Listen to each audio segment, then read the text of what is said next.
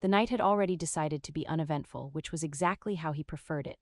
The coffee machine gurgled like it was reconsidering its life choices, the dim lights flickered with the kind of commitment you'd expect from something that might stop working out of spite, and he sat there, staring at a screen that offered nothing but the quiet promise of more nothing.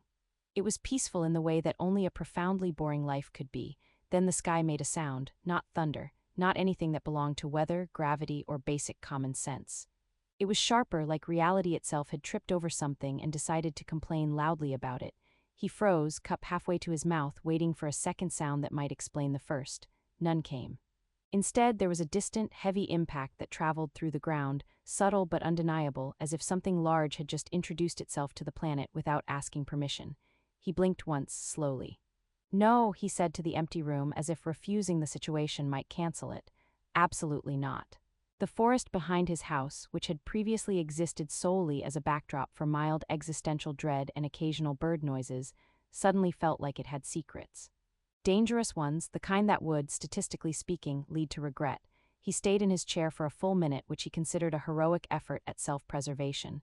Then curiosity, an evolutionary flaw he deeply resented, won. By the time he reached the edge of the trees, he had already composed several future conversations where he explained to imaginary people why this had been a terrible idea. The ground bore a fresh scar, a path of scorched earth leading deeper into the forest, glowing faintly as if it hadn't quite finished being damaged yet. "This is how people disappear," he muttered, stepping forward anyway. The air grew warmer as he followed the trail, tinged with something metallic and unfamiliar. When he finally saw the source, he stopped so abruptly that his brain took a moment to catch up. Something had crashed there. Not something from Earth, because Earth did not produce objects that hummed softly while bending light around their edges like they were trying to remain politely unnoticed. The wreckage was partially embedded in the ground, its surface shifting in subtle, fluid patterns that made it difficult to focus on any one detail for too long, and beside it, no, not beside, within the edge of its shadow was a figure. He approached slowly, each step a negotiation between caution and the overwhelming realization that turning back now would haunt him forever. The figure resolved into a person, or at least something very committed to the idea of being one. A woman lay there, motionless, her form unnaturally still against the faintly pulsing glow of the wreckage. At first glance, she looked human. At second glance, reality began filing complaints. Her ears were long, extending gracefully beyond anything that should exist outside of very questionable fantasy illustrations, and her skin carried a faint luminescence, like it remembered a place where light behaved differently. There was something else, too, something less visible, more felt, a pressure in the air, subtle but persistent, as if the space around her was aware of her in a way that space should not be. He crouched beside her, leaning just close enough to confirm that she was breathing. "Well," he said quietly, "this is new." There was a long pause, during which he waited for something dramatic to happen. It didn't. No sudden awakening, no immediate disintegration of his body, not even a threatening hum from the wreckage. Just silence, broken only by the faint rhythm of her breath. He looked back at the path he had taken, then at her again. "I feel like this is the part where I make a decision I'm going to regret," he admitted. She did not respond, which he found deeply unhelpful. Getting her back to the house was an exercise in both physical effort and ongoing disbelief. She was lighter than expected, though not in a comforting way, more like her weight didn't fully agree with gravity. By the time he managed to carry her inside, he had already reached the stage of exhaustion where everything felt slightly surreal, which, in fairness, matched the situation. He placed her carefully on the couch, stepping back as if giving her space might somehow prevent catastrophic outcomes. "Okay," he said, hands on his hips. "You stay unconscious and non-threatening. I'll figure out what to do with you." What? The plan, such as it was, immediately fell apart when she opened her eyes. They were not human eyes. Not in color, not in the way they focused, and definitely not in the way they seemed to look through him rather than at him, as if he were a particularly interesting piece of transparent material. He froze. She did not move for several seconds, simply observing him with an intensity that made his entire life feel reviewable. "Hi," he offered, because apparently that was the best he could do. There was another pause. Then slowly she shifted, pushing herself upright with a grace that suggested her earlier unconsciousness had been less about weakness and more about inconvenience. Her gaze remained fixed on him. "You are," she said, her voice soft but carrying a strange resonance, unexpected. He let out a small, nervous laugh. "You know, I get that a lot, usually not from, extraterrestrial crash survivors, but I'll take it." What? She tilted her head slightly, as if recalibrating her understanding of him. Am I, he continued, in immediate danger? She considered this. No, she said, he exhaled. Great, fantastic, love that for me. What? Another pause stretched between them, less tense now, though no less strange. She looked around the room briefly, taking in the environment with quiet curiosity before her attention returned to him. Then, without warning or explanation, she moved.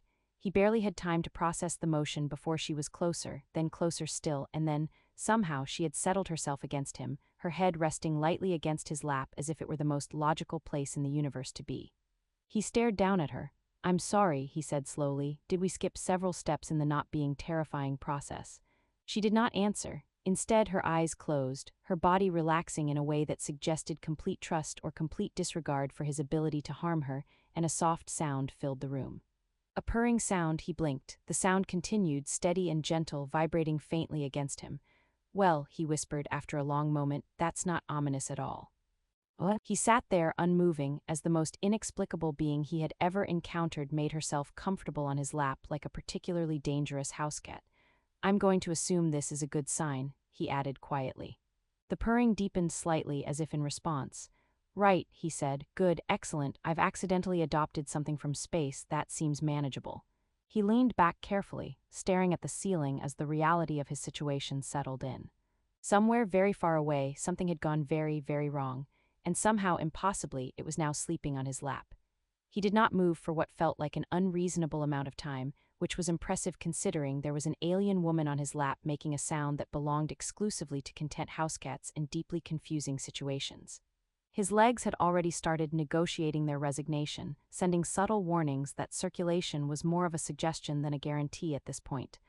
Okay, he whispered, staring straight ahead. We need to talk about boundaries. The purring continued, steady and warm, as if ignoring him was part of a larger, well-structured plan. I'm serious, he added. This is advanced-level personal space invasion.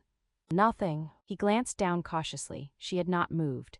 If anything, she had settled more comfortably, her breathing slow and even, as though she had decided that out of all the possible places in the universe, this was the correct one. I don't even know your name, he muttered. This feels like a step we skipped. Her ear twitched slightly. He froze. You heard that, didn't you? One eye opened, just enough to acknowledge him without fully committing to consciousness. Names, she said softly, her voice carrying that same strange resonance, are complicated. He blinked. Right, of course they are. Why wouldn't they be? Her eye closed again, as if the conversation had required more effort than it deserved. He exhaled slowly. Okay, new rule. If you're going to say mysterious things and then immediately go back to sleep, I'm going to assume you're doing it on purpose. The purring deepened, which he chose to interpret as either agreement or passive resistance. Minutes passed, possibly hours. Time had lost its usual structure somewhere between normal evening and unexpected extraterrestrial lap occupancy. Eventually, the practical side of his brain managed to push through the surreal fog. You're probably injured, he said quietly. Are you still injured? Do you heal fast? Is that a thing you do?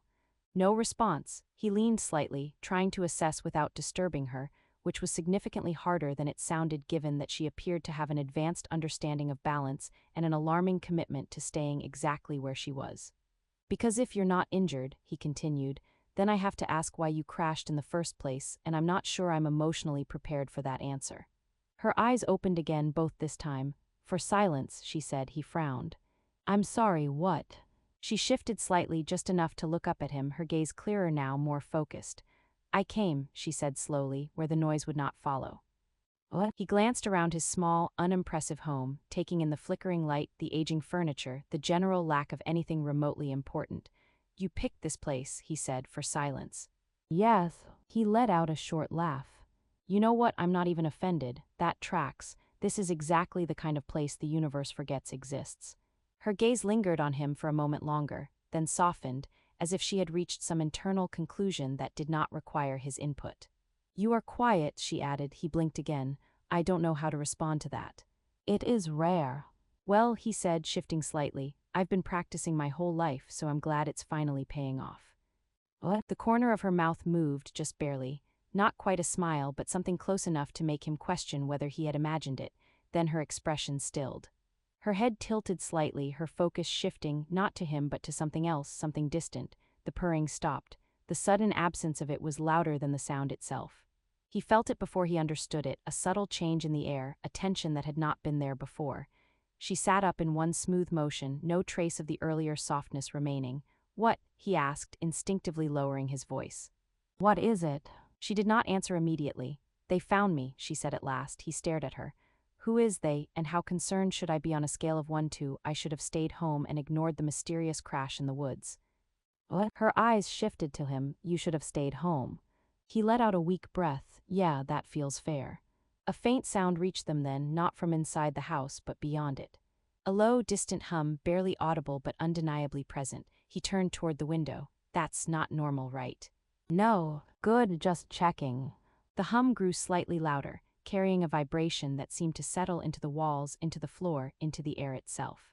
He rubbed his face. "Okay, so, hypothetically speaking, if someone or something is looking for you, what exactly are they expecting to find?" She was silent for a moment. "A threat," she said. He glanced back at her. "And are they wrong?" What? Another pause. "Yes," she said. The way she said it made something in his chest tighten, though he couldn't quite explain why. "Right," he muttered. "Of course they are." The hum outside intensified, no longer subtle, no longer ignorable. The lights flickered again, this time with purpose, as if reacting to something rather than simply failing out of habit. He stood slowly, moving toward the window despite every instinct suggesting that this was an excellent way to make things worse. "Okay," he said, peering out into the darkness. "I'm going to look, and I'm probably going to regret it." He paused, then added, "Actually, no, I'm definitely going to regret it." Outside, the forest was no longer just a forest. Shapes moved between the trees, not quite visible, not quite hidden. The air itself seemed distorted, bending around something that did not belong. He leaned closer. "Those are ships, aren't they?" he asked quietly. "Yes." What? He closed his eyes briefly. "Of course they are." Behind him, she remained still, her presence different now, no longer soft or resting but focused, contained. "They will come," she said. He turned back to her. "And what happens when they do?" What? Her gaze met his. "They will try to take me." "And will they succeed?" The silence that followed was not uncertain. "No," she said. He let out a breath he hadn't realized he was holding. "Okay," he said slowly. "Good, that's good." What? Another hum, closer this time, deeper. He gestured vaguely toward the window. "And what happens to everything else?" Her eyes flickered just for a moment. "That depends," she said, "on whether I remain as I am." He stared at her. "I'm going to need you to elaborate on that in a way that doesn't sound like a disaster waiting to happen." She did not respond. Instead, she stepped closer to him again, her movements calm, deliberate. For a brief, disorienting second, he thought she might sit down again, return to that strange, peaceful stillness. But she didn't. She stopped just in front of him, close enough that he could feel that subtle, impossible pressure in the air. "You are not afraid," she said. He huffed a quiet laugh. "Oh no, I am absolutely afraid. I'm just committed to pretending I'm not." A faint pause. "That is unusual." "Yeah," he said. "I'm starting to get that." What? Outside, something shifted, the hum sharpening, focusing. He looked at her, then back toward the window, then back at her again. "Just so we're clear," he said, "this is the part where my life becomes extremely complicated, isn't it?" What? She studied him for a long moment. "Yes." He nodded slowly. "Great, fantastic, love that for me." The hum deepened, and this time it did not stay outside. The hum did not simply enter the house. It settled into it like an uninvited guest who had already decided where to sit and what to break.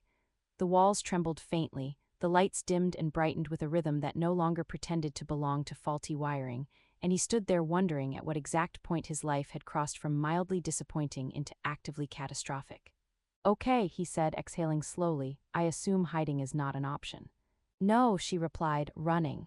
"No." He nodded once. "Confronting it is what the worst option but also the only option." "Yes, great. Love a consistent theme." Another vibration passed through the house, stronger this time, followed by a sound like pressure folding in on itself. He glanced toward the window again, then immediately regretted it. The forest was no longer visible in any meaningful sense. Shapes hovered where trees had been, vast and silent, their outlines shifting as if they existed only partially in the same reality. Light bent around them, colors stretched and collapsed, and for a brief moment he wondered if this was what it looked like when the universe tried to correct a mistake. "Those are definitely not friendly," he said. "No." "Good. Just making sure we're on the same page." He turned back to her, expecting to see that same controlled stillness, that restrained calm. It was still there, but beneath it, barely contained, was something else. He felt it now without needing to look directly at her, that pressure in the air sharpening, growing heavier, like the space itself was bracing. "They're here for you," he said quietly. "Yes. And if they take you, they will not." He hesitated. "Right, you've mentioned that."